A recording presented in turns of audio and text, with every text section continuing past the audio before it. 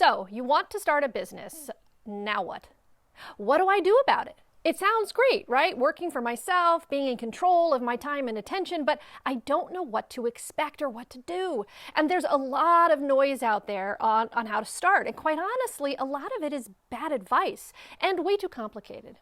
I have conversations with people all the time who want to work for themselves, but just have no idea where to begin.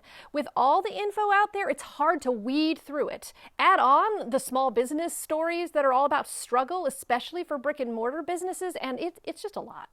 So today we are going to talk about and break down the now what part into clear, simple, manageable steps, and we're going to outline all the things that you don't need to do to start a business.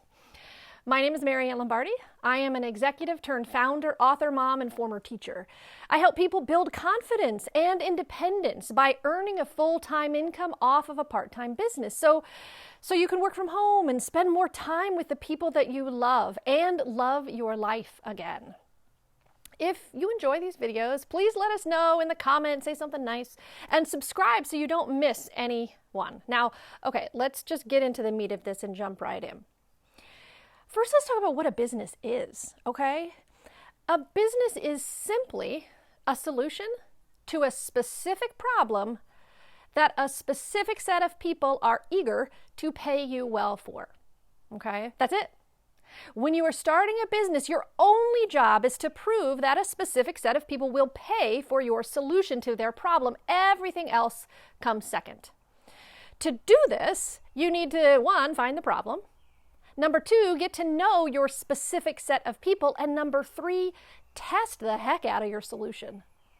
Too often, early business owners try to do too many things all at once, and they get overwhelmed and confused and spend too much time and too much money making business plans or creating an LLC or building a brand or setting up a website or trying to build some online course, all before they know the problem or have found that specific set of people or have tested their solution. So, how do you find that problem, that solution, that set of people, right? How do you do that?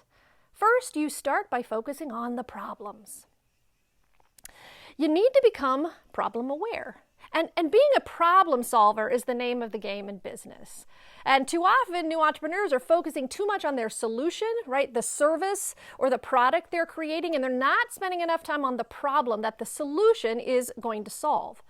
The problem gets overshadowed by some cool and flashy solution. Now, in order to avoid that, it's time to create a problem journal. So here are 3 steps to creating your problem journal, and this is going to get you to that first step of starting your business. Step number 1, it's time to think about your own problems. Now, you might want to avoid them. I generally like to avoid my own problems and focus on other people's problems, but right now, it's time to spread those problems out on the table. I want you to have a good long look at them. They are beautiful, they're ugly, they're complicated, they're simple, they're everything in between. And some of the best business ideas come out of the solutions that we create to our own problems. And often we're not creating those solutions so they can become a business. We're just desperate to solve our own problems, so we do. And as amazing, beautiful, and as special of a person that you are, that we are, our problems are not unique. We are not the only ones who experience that problem. So that solution that you created to solve your own problem could help many, many other people who are experiencing that same discomfort, that same pain, that same frustration. So start by writing down all the problems that you can think of. Problems that you have, problems your partner, your family, your kids, your neighbors have, right? Anything that you can think of. They can be big, they can be small, they can be common, obscure, weird, crazy, funny, serious, anything that you can think of, any problem, write it down in your problem journal. Now, don't think about solutions yet, just focus on the problems and write them all down. Take at least 2 weeks to do this thinking and writing every other day at least. And if it starts to get hard, you can start thinking categorically, right? For example, stand inside your house and look around each room and notice what problems come up in your mind. Think about only work problems and notice what comes up. Think about your relationship, see what comes up. Think about your goals, same thing, right? Give yourself categories and write it all down in your problem journal. Step number 2, we got to start listening to other people's problems. We are all a part of many different communities, from parent communities at your kid's school to fellow teachers or other professional associations you might be a part of. It could be your alumni network, your yoga class, book club, mom group, dog walking group, Facebook friends, Nextdoor app community, right? The list goes on and on and on. We're all a part of these extended networks. And we actually know tangentially a shit ton of people. Now, they may not be our besties, but we're connected to them in multiple ways. What problems do they have? When you are in book club or the PTA or scrolling Nextdoor, talking to other parents, what problems do all these other people talk about? What are the common problems? What are the common pains, the common annoyances and frustrations that are on their mind? What are they complaining about? This is not an invitation to become everyone's like neighborhood therapist, right? That's not a good bit. But it is worth just listening to what is coming up on their mind. Because a lot of times their problems are similar to each other. So write it down in your problem journal, okay? So our third step is to notice how your problems make you feel. And this is the same as notice how other people's problems make them feel. Because the real value in solving someone's problem is in how the solution alleviates the pain, the stress, and the frustration that that person is feeling. How does the solution help them get from where they are to where they want to be? You may know the problem, but you also need to know how that problem makes them feel. So take time to write down how your problems are making you feel and what it would feel like to have that problem solved. Like imagine that.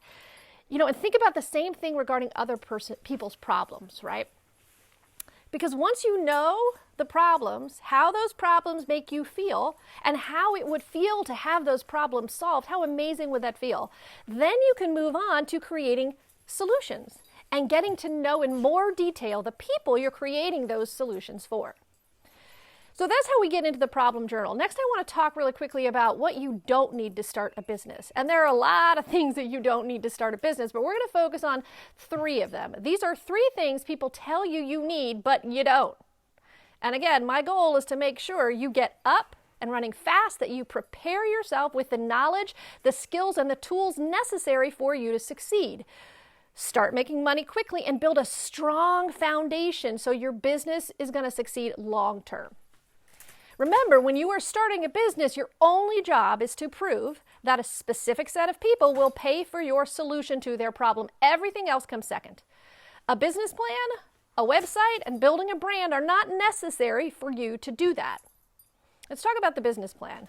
A business plan is a theoretical exercise, an important one when you are raising money or looking for a loan or taking on business partners. But for starting out, it is not necessary. Theory isn't relevant. Action is relevant. Testing is relevant. A business plan doesn't help you do that. A business plan is going to be relevant later on down the line, but when you are starting out, is a distraction from doing the work of starting your business. So let's talk about a website. A website, we all know what that is, right? It's like a marketing and a branding tool and a resource. Its job is to promote you and your services. It positions you as an authority, it showcases your offers, and it highlights your achievements. Now, back in the day, a website was the primary way people found out about you and your services. And it was seen as this marker of authority. Now, today, that is not the case.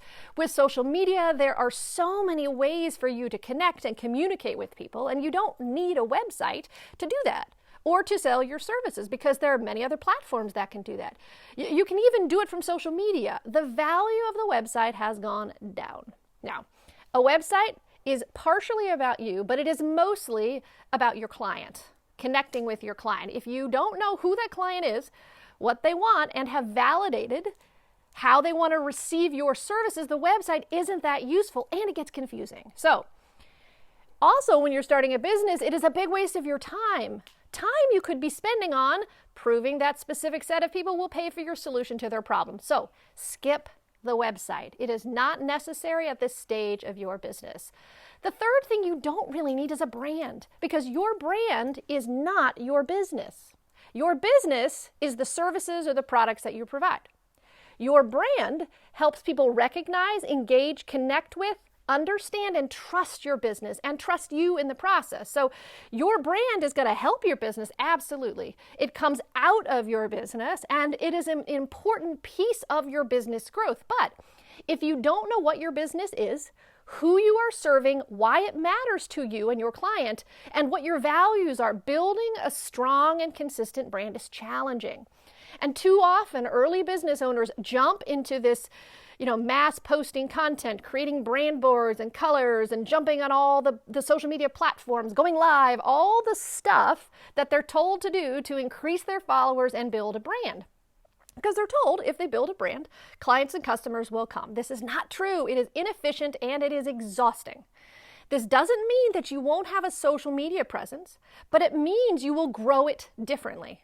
If you focus on building the brand before you build the business, before you do the work of figuring out what problem you solve and get to know who you're solving that problem for and why you give a shit in the first place, you're going to delay your success. And let's define what success is. Success looks like a business that has happy paying clients who value your help, talk about how great you are, and refer new clients to you. If you define success as followers and engagement and likes and views, then by all means, focus on your brand over your business. But nothing can take the place of your business foundations. And the quicker you do that work, the more successful and stable your business is going to be. And easier it's going to be to build a respected and trusted brand. Okay? Let's recap. So let's take a second to go back what we did. All right, we clarified that a business is simply a solution to a specific problem that a specific set of people are eager to pay you really well for. That's it. And when you are starting a business, your only job is to prove that a specific set of people are going to pay you for that solution to their problem. Everything else is going to come second. So to do that, you need to start a problem journal, which is what's going to help you become problem aware.